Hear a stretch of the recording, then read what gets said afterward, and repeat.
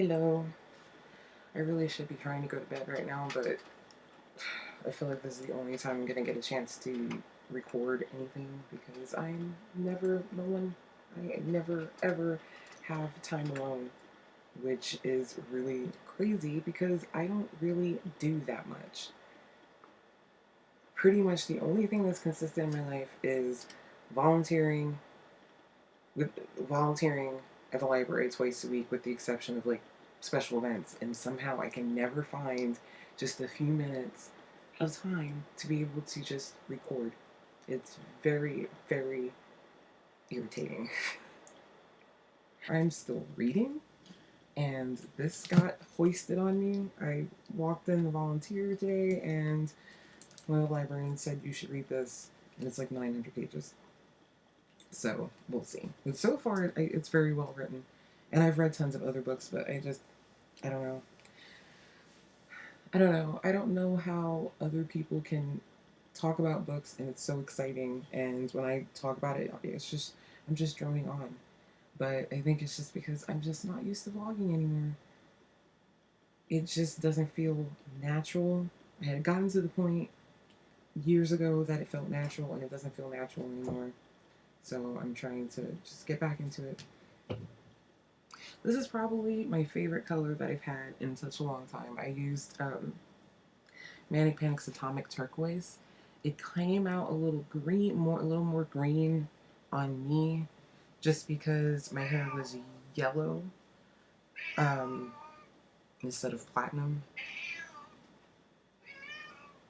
Look, this is the only time I have to record. Just come up here and hang out with me instead of yelling at me that you want to go to bed.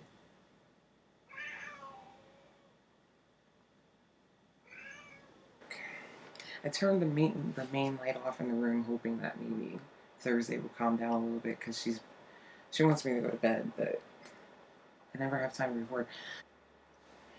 If I would have been able to get it platinum or tone it and get the yellow out, then it'd probably come out a little more on the blue side, but I still like it. You can still see that it's turquoise, but it's my favorite. I've only had my hair this color for a couple days, and I've gotten more compliments about this hair color than anything I've ever done to my hair in my entire life. It's really interesting.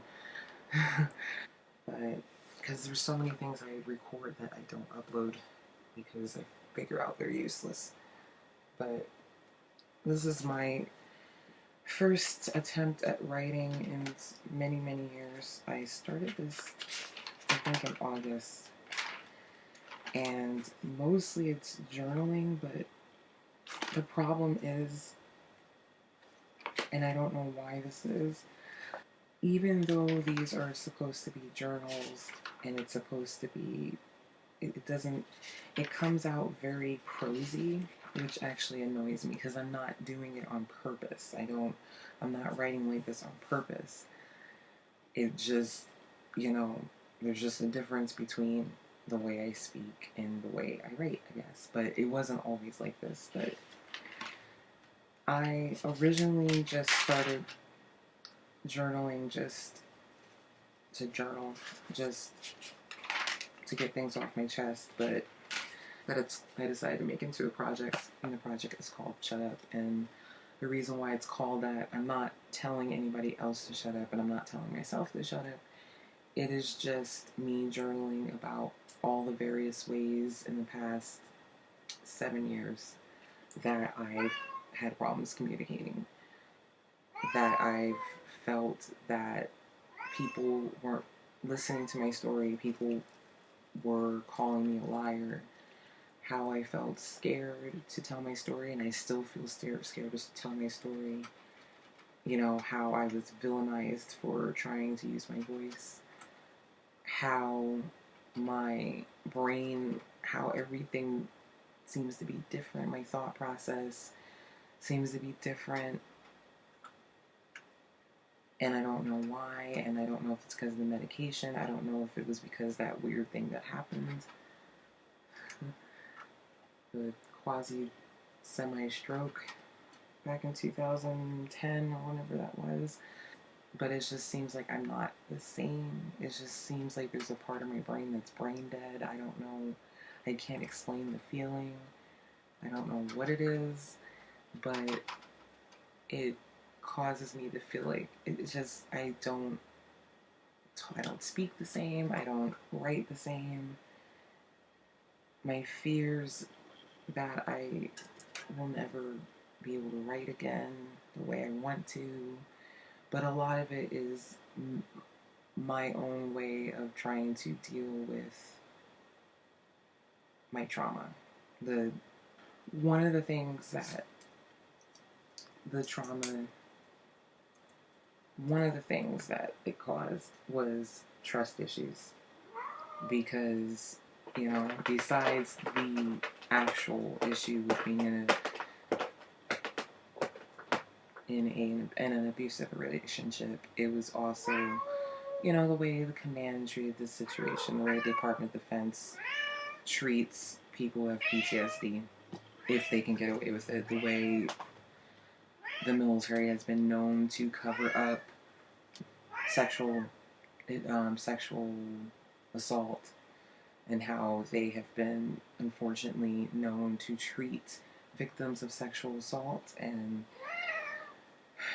women being underdiagnosed with PTSD. And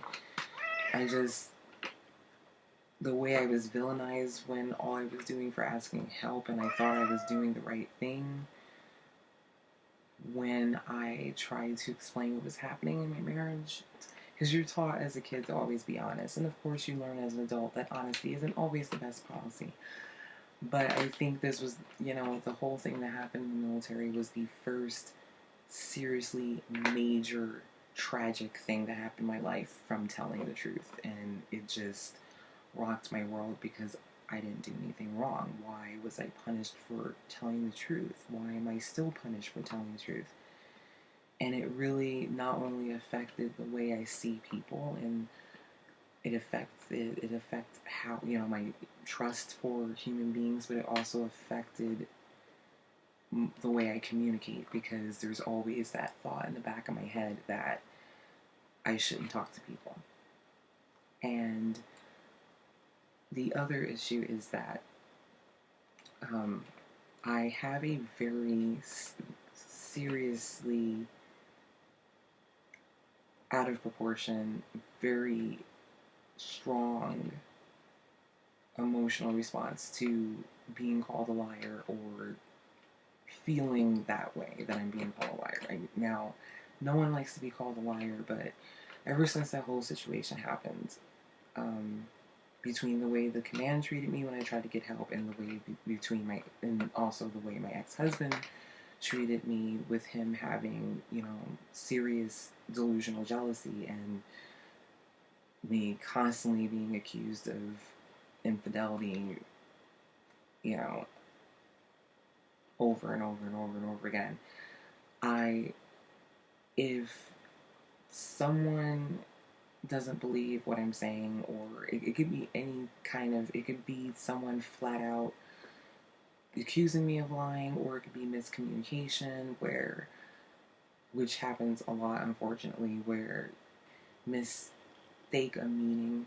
I say something, they think I mean something else, or someone mishears me, and it causes a lot of emotions, but it mainly causes me to panic. I literally get panicked if I feel that if someone isn't believing what I have to say, or if my words aren't coming out right, I get extremely panicked, like fight or flight panic.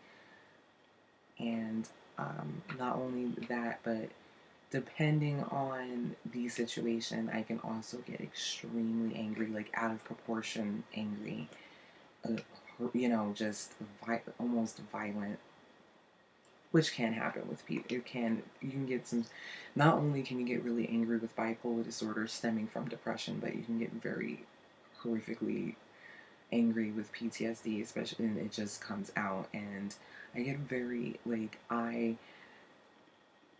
it's like if someone misunderstands what I have to say, or think I'm lying, it's like I also can't let it go.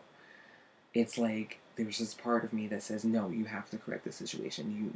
It's like this urgent thing that I have to make this person believe me. And I was never really like that before everything happened. I mean, no one likes to be called a liar, but it was like, I didn't get panicked. I would get irritated or frustrated because I don't like being called a liar, but there was never that panic and that anxiety. Like, it's a life or death situation if someone doesn't understand what I'm trying to say or if someone thinks I'm lying. What's really frustrating is I'm gonna go to bed because, like, during the week or whenever, there's all these things I want to say, all these things I want to talk about. And by the time I finally get a moment to sit down and record things, that's when everything just flies out of my head, and it's very frustrating.